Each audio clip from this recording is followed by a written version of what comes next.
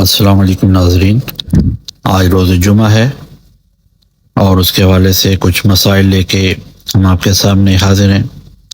سب سے پہلے یہ کہ جو شخص نماز جمعہ نہ پڑھ سکے اس کے لیے مستحب ہے کہ نماز ظہر میں پہلی رکعت میں سورہ الحمد کے بعد سورہ جمعہ پڑھے، اور وہ پہلی 2 رکعتیں اگر اول وقت میں نماز ظہر پڑھ رہا ہے تو بالجہر پڑھے گا۔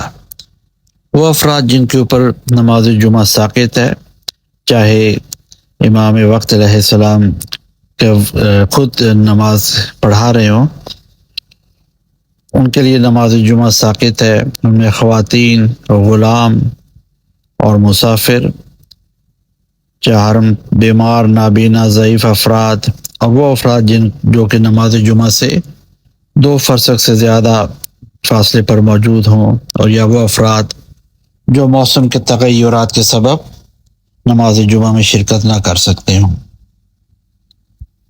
جو مسافر کسی جگہ 10 دن کے لیے قیام کر رہا ہو اس کے اوپر بھی نماز جمعہ بہرطور ساقط ہوگی۔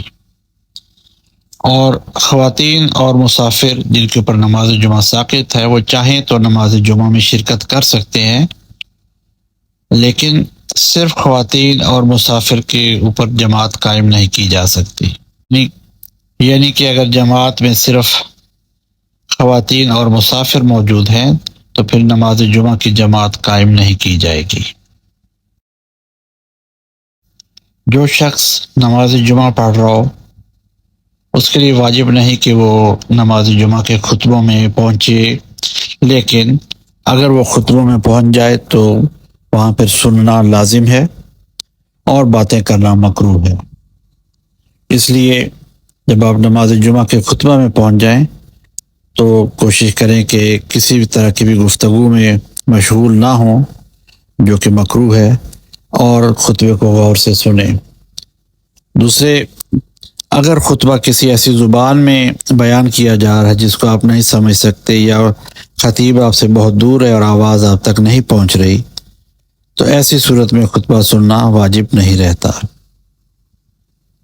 اور نماز جمعہ کے خطیب کے لیے لازم ہے کہ وہ دونوں خطبوں کے درمیان فاصلہ قائم کرے، اور پہلا خطبہ پڑھنے کے بعد چاہے خفیف سا ہی ہو لیکن بیٹھے اور پھر دوبارہ کھڑے ہو کے خطبہ بیان کرے۔